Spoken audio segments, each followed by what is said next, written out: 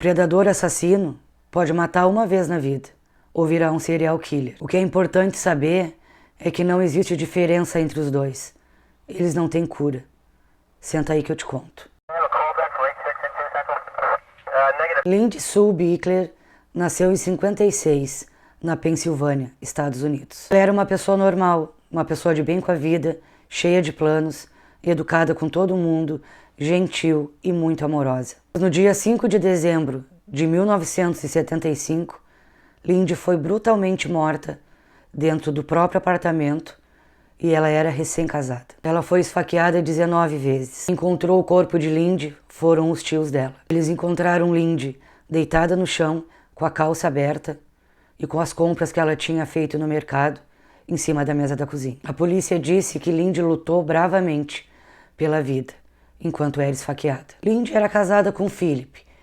Eles se conheceram no final do ensino médio e resolveram construir um matrimônio, uma família. Eles eram extremamente apaixonados. Nessa época, Lindy tinha 19 anos. O condomínio que eles moravam era perto da faculdade de Philip. Eles escolheram perto para facilitar, já que ele trabalhava de dia e estudava à noite. Philip trabalhava numa locadora de carros e Lindy numa floricultura. Tudo estava correndo muito bem, tanto no trabalho quanto no casamento dos dois. De repente, Lindy começou a se queixar para pessoas próximas, amigos e parentes, que estava com uma sensação que alguém estava seguindo ela, observando. E isso estava tão real na cabeça dela que ela estava pensando em se mudar de apartamento. Lindy trabalhava os 2 turnos e à noite ia para casa. E como eu disse, Philip trabalhava os 2 turnos e no 3º turno à noite ele ia para a faculdade. Então, no dia da morte dela, ela foi na locadora dar um oi pro marido, porque ele ia chegar muito tarde em casa.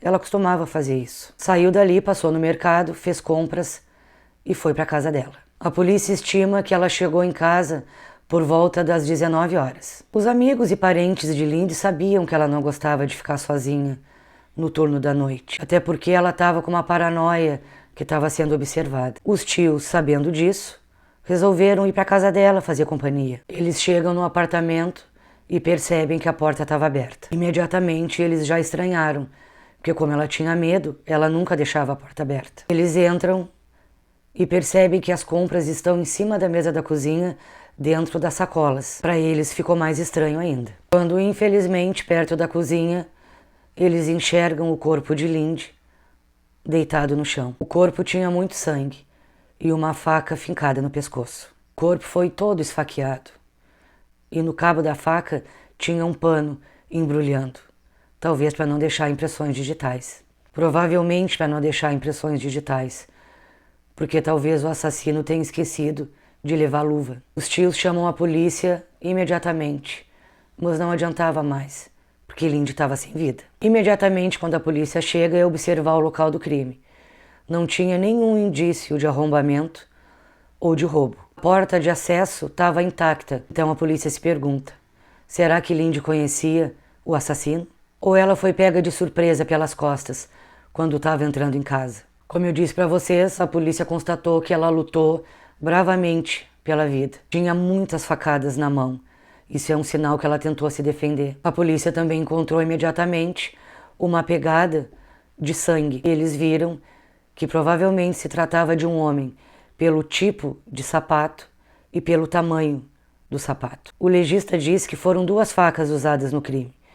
Uma que o assassino levou e outra da cozinha de Lindy. A causa da morte foi hemorragia. Agora a polícia começa a investigação, mas eles não têm muita pista. Eles investigam os moradores do andar do prédio da Lindy e constatam que não havia nenhum morador em casa, que não tinha nenhuma testemunha ocular. Eles conseguiram a informação que no dia da morte dela tinha um carro escuro, desconhecido, no estacionamento do condomínio.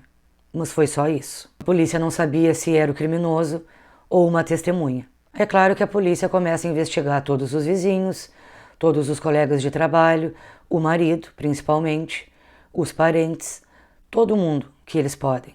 Todos que tinham ligação com Lindy, direta ou indiretamente. Mas todos foram descartados como suspeitos. E eles seguem investigando. Algo chamou a atenção da polícia.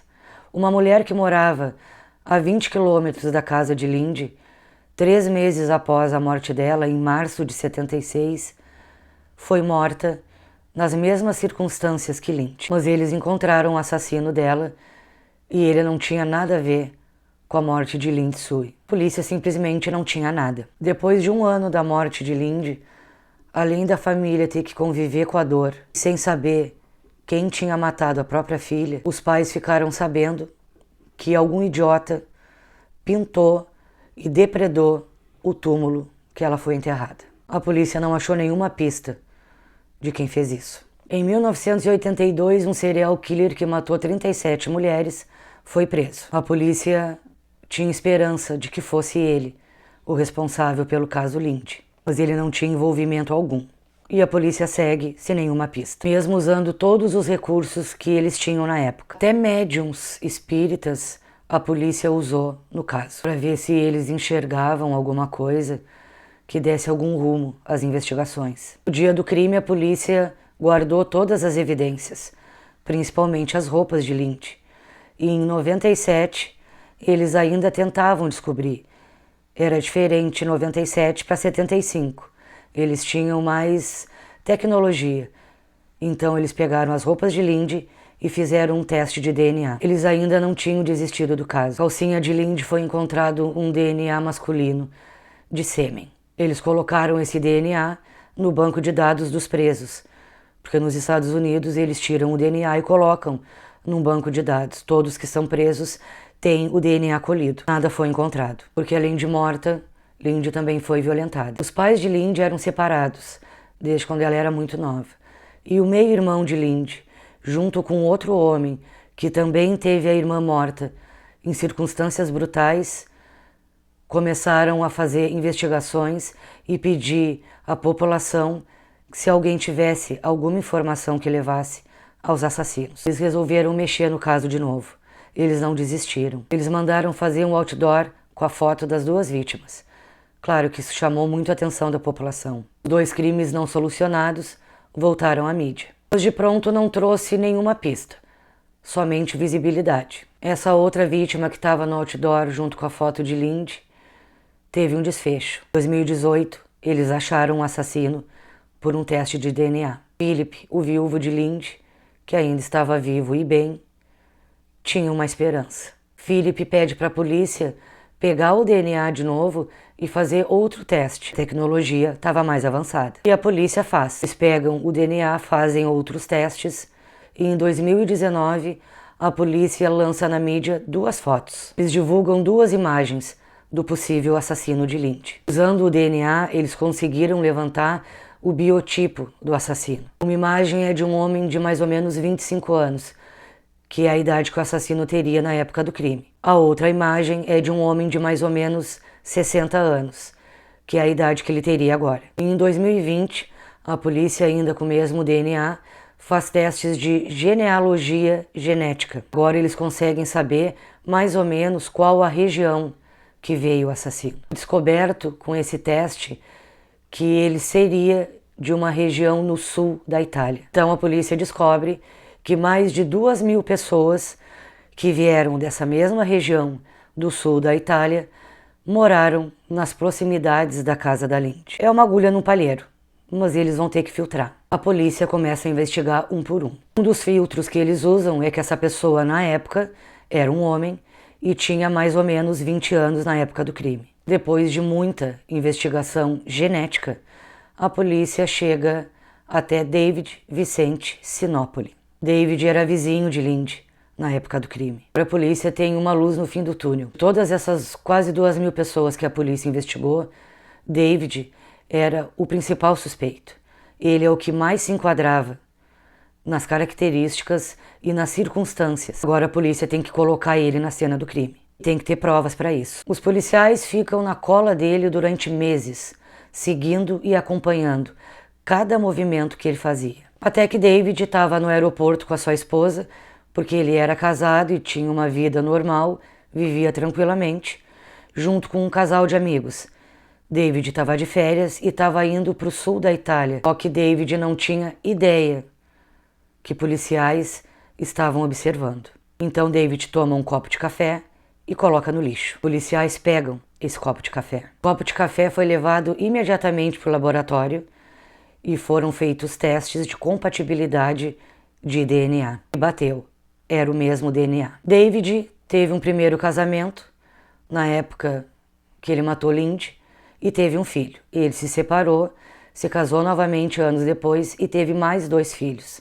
Ele tinha 3 filhos e vivia tranquilamente, normalmente, uma vida feliz. David Vicente foi preso 46 anos depois. Descoberto que David Vicente, em 2004, foi preso. Ele já tinha ficha na polícia. Ele foi preso por invasão de privacidade e conduta desordeira. Ele foi pego invadindo escondido um salão de beleza para espiar as clientes se bronzeando. Ou seja, ele sempre foi um predador. Será que ele fez alguma coisa a mais, tirou a vida de mais alguém que ninguém sabe? Isso é possível. Tem muitas informações porque o caso é recente.